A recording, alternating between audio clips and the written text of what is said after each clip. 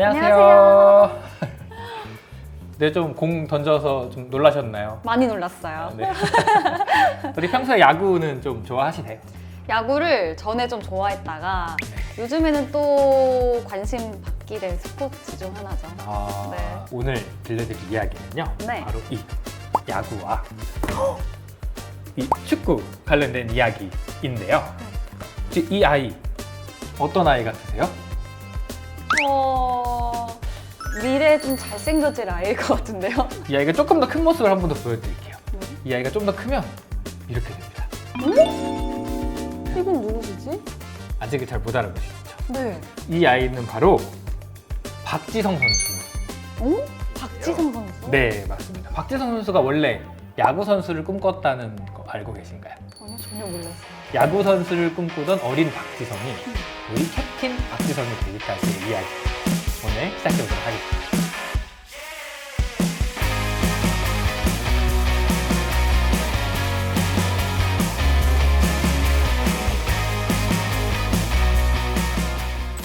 캡틴 박지성의 이야기를 그럼 시작해보도록 하겠습니다. 박지성 선수는요, 어릴 적부터 운동을 참 좋아했다고 해요.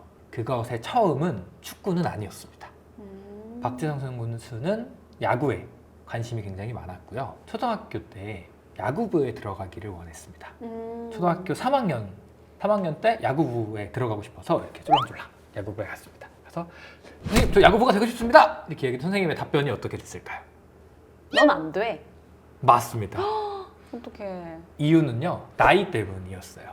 당시에 야구부는 4학년부터 받아준다고 했기 때문에 박지성 선수는 야구부에 들어갈 수가 없었습니다. 그때 박지성 선수가 만약 야구부에 들어갔더라면 지금 메이저리거가 됐을 수도 있고, 그쵸? 네. 야구를 하지 않았을까요? 네, 야구 선수로서도 아마 잘 되지 않으셨을까. 맞아요. 야구부에 들어가지 못한 박지성은 이사를 좀 가게 됩니다. 이제 이사를 간 학교에는 축구부가 있었고요. 그렇게 박지성 선수의 첫 축구 생활이 시작이 됩니다. 네. 처음에는 부모님도 박지성 선수가 굉장히 왜소하고 키도 작았기 때문에 운동하는 거에 대해서 반대를 많이 했었다고 해요. 하지만 박지성 선수는요, 축구가 너무너무 좋아서 단식 투쟁까지 해가면서 축구를 하고 싶다고 부모님께 어필을 했다고 합니다. 자식 이기는 부모는 없다라고 하잖아요. 그쵸? 네. 그래서 부모님과의 한 가지 다짐을 하게 됩니다. 축구를 시작하면 그만두지 않을 자신이 있느냐? 박지성 선수의 대답은 어땠을까요? 예스. 맞습니다. 어린 박지성은 네. 절대 그만두지 않겠다라고 이야기를 했고요. 그 대답을 들은 부모님은 그 이후로 박지성 선수를 도와주게 됩니다. 멋있으시다. 네. 그맘때 박지성 선수의 일기장이 하나 있는데요. 네. 한번 읽어봐 주시겠어요? 글씨 너무 귀여운데요? 제목 두려운 일. 나는 축구부 떡볶이 회원에 가입했다. 한 사람씩 돌아가며 일주일에 한 번씩 사주는 회원인데 오늘은 내가 사는 날이다. 그래서 축구 끝나고 사주고 왔는데 아빠가 축구를 하지 말래기에 나는 두려웠다. 두려운 이유는 내 꿈이 축구 국가대표이기 때문이다. 그런데 내가 다음부터는 늦게 안 온다고 하니 아빠가 축구를 하라고 하셔서 나는 기분이 매우 좋았다. 바로 그 당시 박지성 선수의 일기장인데요. 네. 네, 가장 두려워했던 일은 축구를 그만두는 거. 맞습니다. 축구를 못하게 되는 일이었다고 해요. 박지성 선수가 얼마나 축구를 좋아했는지 보이네요, 일기장에서도. 아시겠죠? 이렇게 박지성 선수의 축구 생활이 참 순탄했다면 좋았겠지만 박지성 선수의 축구 생활이 그렇게 순탄치만은 않았습니다. 운동선수로서의 작은 키, 그다음에 작은 체격을 가지고 있었기 때문에 중고등학교 때 박지성 선수는 그렇게 눈에 막 띄는 선수는 아니었습니다. 원래 수원 삼성이라는 팀에 들어가기를 좀 원했으나 좀 지명을 받지 못하게 됐고 대학교를 명지대학교로 진학을 하게 됩니다. 이 명지대학교에 들어갔을 때도 이미 축구부 인원이 다 찬 상태였다고 합니다. 그래서 박지성 선수가 명지대에 못 들어갈 뻔했는데 이 박지성 선수를 본 명지대 감독님이 이 선수를 너무 데려오고 싶은데? 라고 생각을 하셨다고 해요. 당시에 테니스 부에 티오가 한 자리 남아있는 자리가 있어서 테니스 부에 가서 그 자리 우리 좀 줘라 라고 부탁을 했다고 합니다. 그래서 간신히 명지대에 들어가서 명지대에서 또 다른 축구 생활을 시작을 하게 된 겁니다. 그때 그러면 그 감독님이 은인 아니에요? 그렇죠. 박지성 선수의 첫 번째 은인인 김희태 감독님입니다. 김희태. 그 김희태 감독님은 당시 허정무 감독님과의 친분이 오. 좀 있었는데요. 네. 그 허정무 감독님은 당시 올림픽 대표팀의 감독님이었어요. 그 올림픽 대표팀과의 연습 경기가 열리게 됩니다. 올림픽 대표팀은 당시에 가장 잘하는 선수들만 모여서 팀을 이뤘기 때문에 굉장히 잘하는 선수들이었겠죠. 거기에 박지성 선수가 상대팀으로 명지대 팀으로 들어오게 되었는데 이제 경기가 시작이 되고 박지성 선수 공을 잡고 뛰기 시작을 합니다. 네, 뜁니다. 첫 번째 선수 한 명 제치고, 제쳐요. 네, 또 한 명 제쳐요. 제치고, 또 한 명 또 제쳐요? 제칩니다. 와. 그리고 한 명을 또 제쳐요. 골키퍼와 이제 1대1 상황이 됐고요. 심지어 그 골키퍼까지 제치고 골을 5명을 제치고 나온 거예요? 맞습니다. 무려 5명을 제치고 골을 넣는 엄청난 활약을 보여주게 되는데요. 이 당시 박지성 선수의 이야기를 들어보면 자기가 선수들을 제치는 게 아니라 선수들이 자기를 다 피해주는 것 같았대요. 네, 이것을 본 허정무 감독님은 박지성 선수를 눈여겨보게 됩니다. 그렇게 훈련이 다 끝난 이후에 한 선배가 박지성 선수에게 와서 지성아, 감독님이 너 전화하라고 하시네? 감독님이 뭐라고 하셨을까요? 너 국가대표 할래? 맞습니다. 맞아요? 박지성 선수가 시드니 올림픽 국가대표에 착출되었다는 이야기를 듣게 됐고요. 박지성 선수는 그 자리에서 움직이지를 못했다라고 해요. 너무 영광스러울 것 같아요. 그러면. 그렇죠. 이 일기장을 봐도 알겠지만 박지성 선수의 꿈은 국가대표. 축구 국가대표였습니다. 박지성 선수의 첫 번째 꿈이 이루어지는 순간이었고요. 그 당시에 박지성 선수입니다. 오, 이제야 조금 지금의 좀 모습이 나오는 네, 것 같은데요? 맞습니다. 박지성 선수를 뽑았을 때 좀 여론이 어땠을 것 같으세요? 이름도 모르는 아이를 왜 뽑냐. 뭐 이런 얘기가 네. 난무하지 않았을까요? 박지성 선수는 뒷돈을 받고 뽑힌 게 아니냐. 김희태 감독님과 허정무 감독님이 두 분이 바둑을 자주 두셨다고 해요. 그래서 바둑으로 잉태된 선수다. 이런 이야기까지 있었다고 합니다. 마음고생했겠다. 박지성 선수는요, 그 올림픽 대표팀 때는 뭐 큰 활약을 보여주지는 못했어요. 하지만 그래도 국가대표로서 꾸준히 선출은 됐었고요. 그렇게 대학 생활을 이어가던 박지성 선수를 눈여겨보던 팀이 있었습니다. 바로 일본의 J리그였는데요. 네. 일본 J리그 두 팀에서 연락이 오게 됩니다. 상위권 팀이었던 시미즈라는 팀과 꼴등 팀이었던 교토 퍼플상가에서 연락이 오는데요. 네. 상위권 팀은 약간 유망주 계약을 하자고 했었고 교토 퍼플상가였던 꼴등 팀은 1군으로 박지성 선수는 어떤 선택을 했을 것 같으세요? 박지성 선수라면 1군으로 가지 않았을까요? 맞습니다. 박지성 선수는 자신이 많이 뛸 수 있다고 생각을 했던 바로 이 교토 퍼플상가를 선택을 하게 되고요. 그렇게 교토 퍼플상가 일본에서 박지성 선수의 첫 프로 생활이 시작이 되게 됩니다. 그 이후에 박지성 선수의 인생을 바꾸게 되는 또 하나의 은사님을 만나게 되는데요. 누구일 것 같으세요? 은사님? 네, 힌트는 나는 아직 배고프다. 나는 아직 배고프다? 네, I'm still hungry. 히딩크 감독님? 맞습니다. 바로 거스 히딩크 감독님인데요. 알죠, 당연히. 네, 2002 월드컵 아니에요? 맞습니다. 네. 바로 2002 한일 월드컵을 앞두고 거스 히딩크 감독님은 일본에서 뛰고 있던 박지성 선수를 불러들이게 됩니다. 당시 축구인들 사이에서도 좀 반신반의하는 사람들이 많이 있었는데요. 월드컵 전 평가전이 있었습니다. 잉글랜드와 프랑스와의 평가전이 있었는데요. 잉글랜드와 프랑스는 지금도 월드컵 우승 후보로 뽑힐 정도로 최고의 강팀으로 뽑히는 팀이었습니다. 박지성 선수는 이 두 강팀을 상대로 모두 다 골을 기록을 하게 되었고요. 그 이후에 박지성 선수의 선입견이 어떻게 됐을까요? 완전 바뀌죠. 이제 그래. 원탑으로 박지성 선수를 원하지 않을까요? 그랬으면 좋겠으나 박지성 선수 선입견은 달라지지 않았습니다. 그렇게 골을 많이 넣었는데도요? 박지성 선수에 대한 선입견은 달라지진 않았고요. 왜지? 대표팀 명단에서 빠져야 할 1순위로 뽑히기도 했었습니다. 빠져야 할 1순위요? 네. 의외한데요, 좀?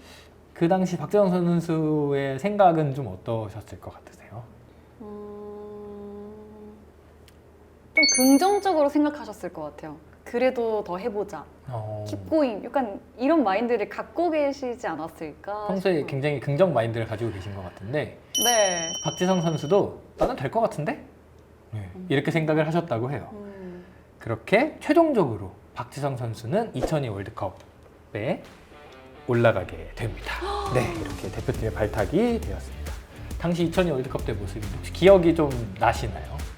저는 제가 98년생이니까 네, 2002 월드컵 잘 기억은 안 나시죠? 기억이 잘 안 나죠. 네, 맞습니다. 이때 저도 빨간 옷을 입고 열심히 응원을 골을 넣을 때마다 아파트가 무너지는 게 아닌가 어릴 적에 그런 마음을 가졌던 기억이 있습니다. 좀 2002 월드컵의 자세한 이야기는 나중에 또 여기에서 들려줄 기회가 있다고 생각을 하고요.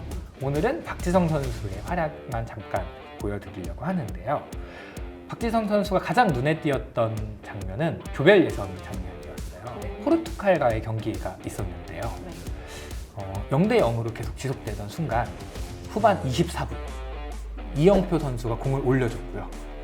그거를 박지성 선수가 가슴으로 받고 오. 네, 오른발로 살짝 트래핑을 하면서 앞에 있던 선수를 제끼고 오. 왼발로 슛! 골! 맞습니다. 아. 네. 엄청난 골을 보여주게 됩니다. 네. 그 골은요, 지금도 한국인이 멋진 골. 가장 사랑하는 골, 네. 가장 멋진 골에 항상 꼽히는 장면 중에 하나고요. 그 이유는 우리가 모두 알듯이 2002년에 4강이라는 어마어마한 신화를 이끌게 됩니다. 월드컵이 끝난 이후 히딩크 감독님은 박지성에게 손을 내밀었습니다. 네, 바로 자신의 팀이었던 네덜란드 아인트호벤으로 이적을 해달라고 박지성 선수에게 손을 내밀었고요. 당시 교토 퍼플 상가에서 좋은 활약을 보여주고 있었던 박지성 선수는 이 아인트호벤으로의 이적을 결정을 하게 됩니다. 박지성 선수는 이 아인트호벤의 마지막 시즌을 보내고 넘어가기로 했는데요. 이 당시에 계약을 12월 31일까지 계약을 했다고 해요. 그런데 이 교토 퍼플 상가가 일왕배라는 경기에 결승전에 가게 되었는데요. 네. 이 결승전이 1월 1일에 하필이면 열리는 경기입니다. 계약은 12월 31일까지였는데요. 맞습니다. 12월 31일에 계약이 만료가 됐는데 1월 1일에 이 경기가 끝나. 왜 계약을 이렇게 했을까요? 올라갈 줄 몰랐으니까 그런 거 맞습니다. 아니었을까요? 꼴등 팀이었던 그쵸. 교토 퍼플 상가가 결승전에 갈 거라고는 상상도 하지 못했다고 해요. 그런데 결승전에 가게 되었고 그렇게 1월 1일에 경기가 열리게 됩니다. 박지성 선수는 어떤 결정을 했을까요? 박지성 선수님이었다면 계약 기간이 만료됐음에도 불구하고 뛰었을 것 같아요. 맞습니다. 뛰었어요. 박지성 선수는 무보수로 1월 1일 경기를 뛰기로 결정을 했고요. 그 1월 1일 경기 어떻게 됐을 것 같으세요? 네, 이겼겠죠? 전반전에 0대 1로 지고 있었는데요. 후반 7분 교토 퍼플 상가의 프리킥 상황이 펼쳐집니다. 한 선수가 프리킥을 올려줬고요. 그 프리킥을 올린 공이 그대로 박지성 선수의 머리에 맞으면서 헤딩골. 헤딩골. 네, 그렇게 1대1 동점 상황이 되게 됩니다.